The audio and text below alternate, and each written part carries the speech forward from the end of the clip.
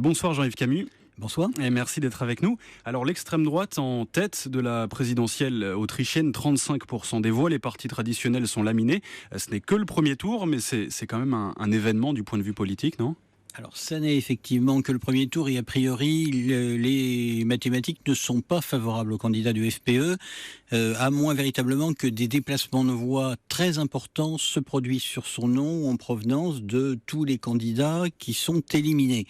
Donc, c'est Alexander Van der Bellen qui tient la corde pour le second tour qui aura lieu dans un mois. Cependant, la presse autrichienne souligne aujourd'hui que c'est, certains disent, un tsunami politique.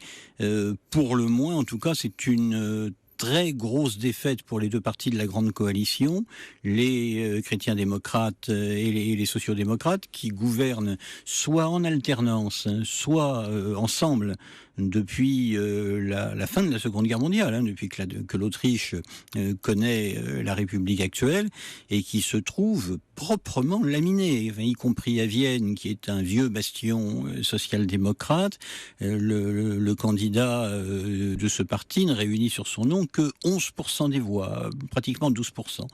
Donc c'est vraiment un tremblement de terre politique, mais il est assez consubstantiel au risque qu'on prend quand on gouverne ensemble, avec un éventail politique qui va de la droite conservatrice, voire très conservatrice, à l'aile gauche du Parti socialiste.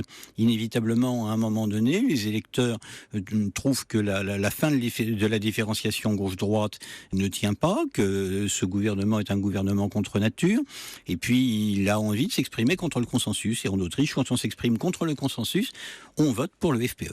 Il y a d'autres explications à cette montée en force, cette montée en puissance de l'extrême droite, là tout de suite, la crise des migrants par exemple ? Oui, il y a effectivement des explications conjoncturelles, mais moi je crois véritablement qu'il faut réfléchir sur les effets qu'ont les gouvernements de grande coalition sur l'émergence à un moment donné d'un parti dont le seul programme apporté aux électeurs est de renverser la table.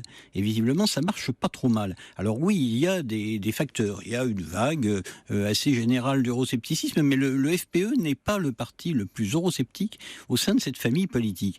Et puis il y a effectivement la crise des migrants. Pourquoi ? Parce que la géographie de l'Autriche en a fait un pays de transit sur la route des Balkans. Le chancelier Freimann disait il y a quelques semaines, nous ne voulons pas que l'Autriche devienne l'antichambre de l'Allemagne. Alors oui, il l'a dit trop tard ou il l'a pas dit assez fort, mais en tout cas les électeurs ont pensé que les mesures qu'il avait prises pour restreindre les flux étaient nettement insuffisantes, et ils se sont reportés sur un candidat président qui dit si je suis élu, j'irai plus loin que les prérogatives habituelles du président autrichien, qui sont théoriquement étendues, puisqu'il a le droit de dissoudre l'Assemblée. Mais en fait, il n'exerce jamais ses prérogatives. Et bien là, M. Hofer dit, si je suis élu, je demanderai aux partis politiques gouvernementaux de prendre des mesures drastiques sur les questions des migrants, et s'ils ne le font pas, je dissoudrai. Et pourquoi, comme dans un pays comme la Grèce, qui est aussi sur la route des migrants, plus que l'Autriche même, on vote plutôt à l'extrême gauche qu'à l'extrême droite ? Vous savez, le cas de la Grèce, il est tout de même assez unique avec celui de l'Espagne en Europe. Le populisme qui réussit est plutôt de droite. La question migratoire est plutôt accaparée par des partis de droite, et puis par ailleurs, ce qui a fait aussi l'émergence de Syriza et celle de Podemos, c'est la situation économique du pays, c'est l'action de la Troïka pour imposer des conditions de prêts qui étaient tellement dures que la paupérisation d'une partie importante de la population, notamment de la jeunesse, s'en est suivie. Alors là, effectivement, on était dans un cas de figure où c'était plutôt l'extrême gauche, la gauche radicale, qui était susceptible de tirer les marrons du feu. Et puis, il y a une autre explication, c'est que l'Espagne comme la Grèce sont des pays qui ont connu, à une époque qui n'est pas totalement préhistorique, des dictatures de droite, et qui en conservent le souvenir. Alors en France, pour ce qui est de la France, Marine Le Pen a évidemment salué la victoire de l'extrême droite en Autriche. En France, on parle beaucoup du plafond de verre. Est-ce que la situation est différente ? Le plafond de verre, c'est pas la question centrale, à mon avis. Le Front National peut parfaitement dépasser son score des élections régionales de décembre 2015, arriver à 30, 31, pourquoi pas 32%, mais s'il est seul avec son score, eh bien, il se retrouve un petit peu dans la même situation arithmétique que M. Hofer aujourd'hui à Vienne. C'est-à-dire qu'on a son capital de premier tour, mais pour gagner, il ne faut pas simplement avoir son capital de premier tour.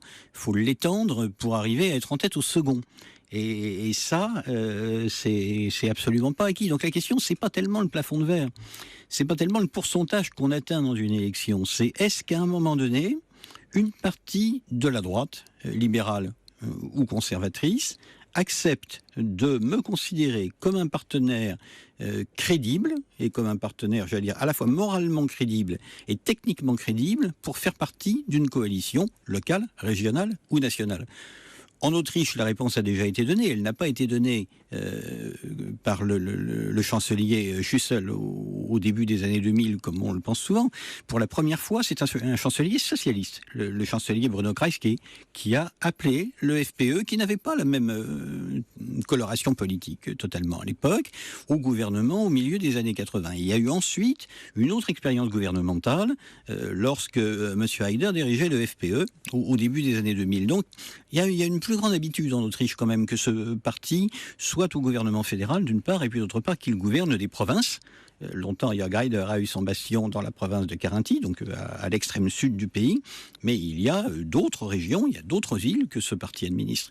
Il a une position institutionnelle plus ancienne et plus admise que le Front National, et qui est encore, par rapport au FPE, avec lequel il est allié, au sein de l'Alliance Européenne des Libertés, un pas à franchir pour arriver au même degré d'insertion dans la vie politique. Merci Jean-Yves Camus, politologue, chercheur à l'IRIS et spécialiste des nationalismes et des extrémismes en Europe.